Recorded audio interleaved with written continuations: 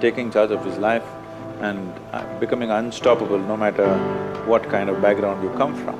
You do not worship Ambedkar, but you emulate his life. That no matter what society sets for you, you are unstoppable.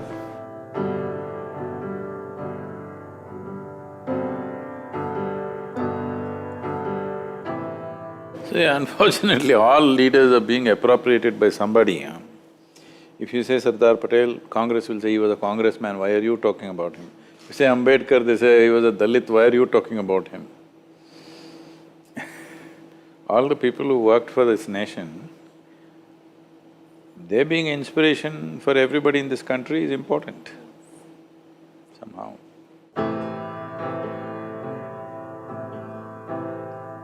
Yeah, to put it in his own words, he talked about democracy not being just a form of government, but this is a way of human beings expressing, respect and reverence to each other. These are his words. So, he's talking about reverence to each other. Reverence to each other, if somebody has to talk about it, in a way it is a spiritual process, all right? So, he's talking about social democracy, not political democracy. Political democracy we have, on the paper, by law, we are all equal, but socially we are not. No society manages to equate every human being, that will never happen, that's another matter. But equal opportunity must happen.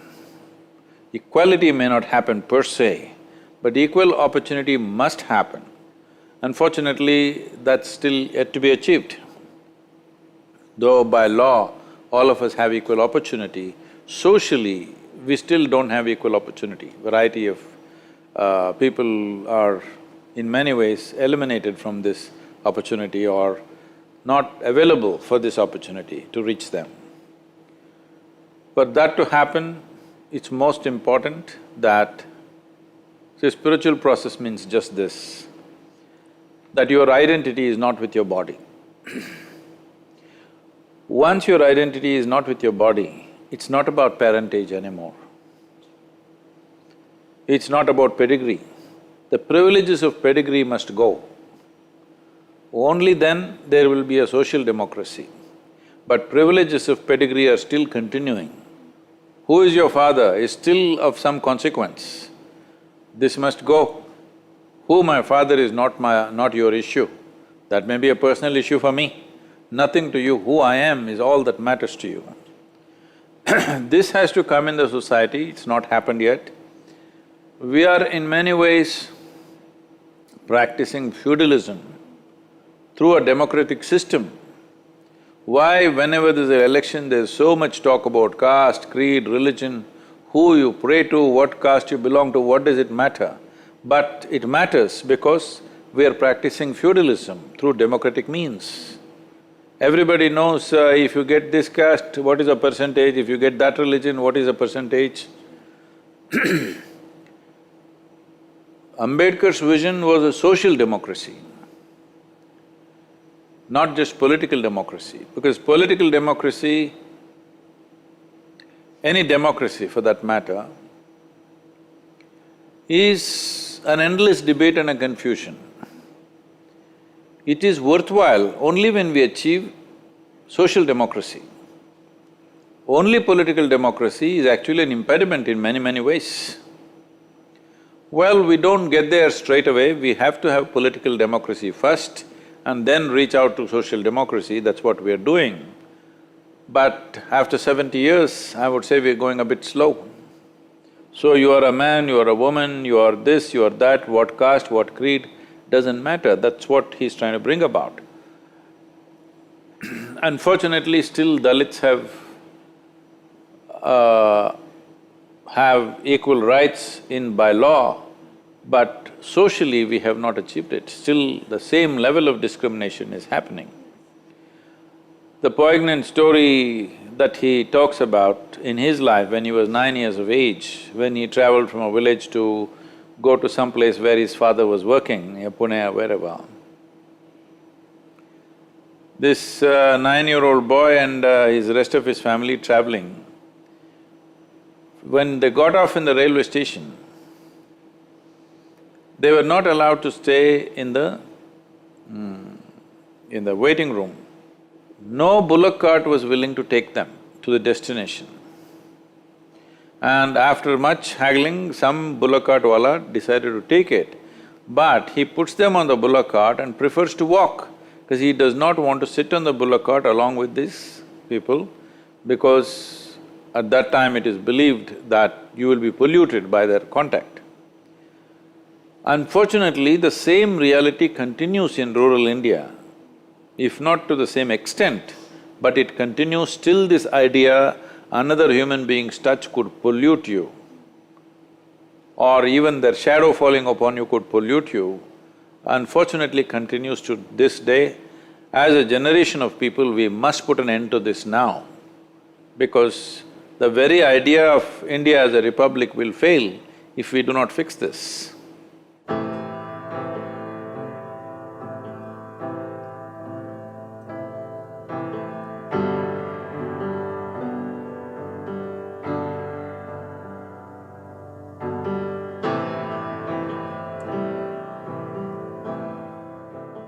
In a country like India, whatever laws you make, particularly concerned with having certain privileges, misuse will be there.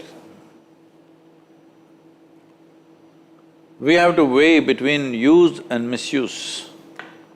A community for millennia, not for short periods of time, for millennia has been discriminated against, that it is strongly believed their very birth is of a low nature. If you don't bring them up with some privileges so that they come level someday, it would be very unfair. Just because today somebody is getting some reservation and you think it is not fair because you didn't get into your college or whatever, I understand the angst that is there. We need to understand that's because of we have too much population for whatever infrastructure or education or the facilities we try to create. But reservation, in many ways, as I have seen, particularly in the south, maybe it's not been very well used in the north, but in the south, a whole generation of people from those communities, Dalit community, have gotten well educated, gotten well placed, mainly because of reservation. Now resentment will come on various levels. So this is a little adjustment with reservations may have to be done as time goes by. See, for example, you can give admission to somebody, but you can't pass him because he belongs to a certain caste, then you're bringing down the competence levels in the country. They must be given opportunity and they must be given extra coaching to make up for whatever loss they've had due to lack of proper schooling. But we should not compromise on competence. And similarly for jobs, they must have reservations so that they can enter the job situation, but promotions must come only with competence. This adjustment needs to happen, but as we said, in a democratic process, there is always… after all, an election has to be won. Nobody dares ever to talk about any change, whether positive or negative, which concerns, because anything that concerns a particular community becomes a volatile election winning or losing kind of thing. I strongly feel that reservations in the present level of development, where the Dalits are in this country, they still need it. But if a distinction is made between urban Dalits and rural Dalits, because the maximum discrimination and disadvantage happens in rural India, they must be given far more advantage than those who are already living in urban societies. It can also be made like this: first generation to get out of that social pit that unfortunately has been dug for them, They must be given reservation. Second generation, it must drop a little bit, third generation should be out of it. But for rural Dalits, it is very, very essential. There is no way out of that right now, because the discrimination is so cruel. So we should not underestimate this and think, oh, they are getting all unfair advantage, you must take off the reservation. No. Such people should expose themselves to the rural situations in this country, how discriminatory it is. Horribly discriminatory it is. They cannot even enter your house from the main door, they have to come from the back door. That is not acceptable for any human being. They can't drink tea in a local tea shop. That is not acceptable, all right? So, this privilege of pedigree has to go, and reservation is not a curse upon the country. We can fix some timeline, 2 generations if they come out of it. Those who have come out of it should voluntarily go out of it. Something like this must be created.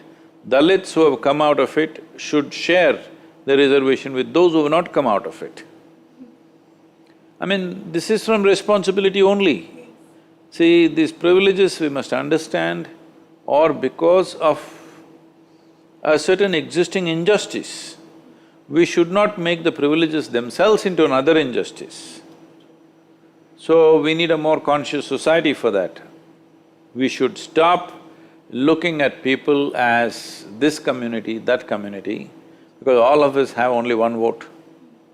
Nobody has extra 2 votes for one person. So that means by law we're equal. Socially that has to manifest.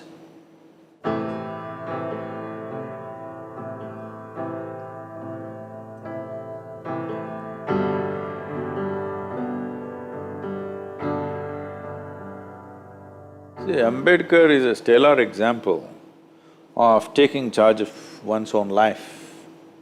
From the type of background that he came, the intellectual brilliance that he displayed, is an inspiration for any generation. So social disadvantages did not put him down. Whether he spoke about it much or not is not the point. That's his life, taking charge of his life and becoming unstoppable no matter what kind of background you come from. But expecting every human being to do what he did is not fair. You have to facilitate something for them. It's utter shame. Personally, I feel ashamed that even today, though we are active in so many hundreds of villages, we are still not able to change that. I've made efforts and seen, all you will create is conflict. It'll explode. So, I feel for the Dalit community, education, education, education. Economic success must happen because of education, and they must move out of those communities. That is when it will change. Or it has to be only generational change. In this generation, if it has to change, they must get all highly educated and move out of those village communities where no matter what, they're put to a disadvantage. It's a very debilitating level of discrimination.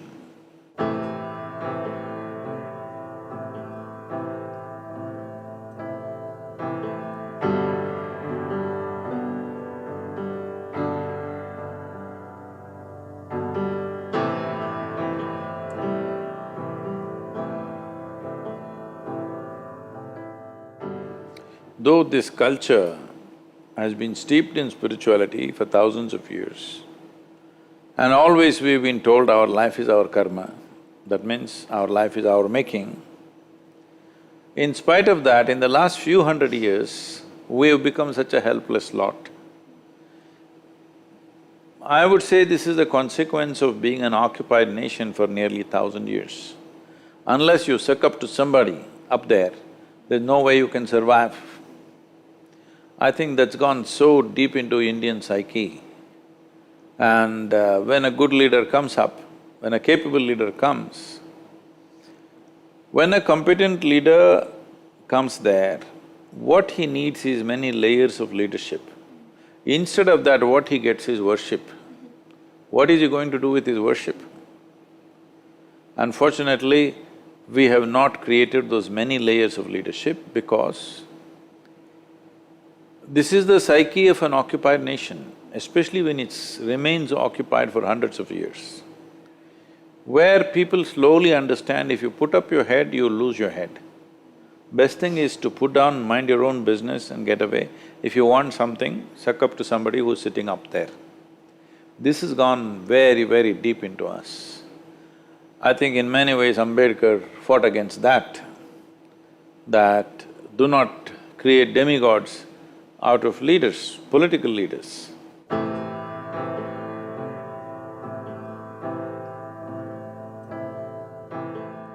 So one thing you should do with Ambedkar is, you do not worship Ambedkar, but you emulate his life. That's what is needed.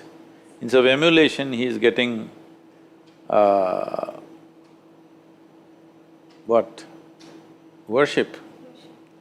No, you need to emulate his life. But no matter what society sets for you, you are unstoppable. You have taken charge of your life. That's what we need to demonstrate.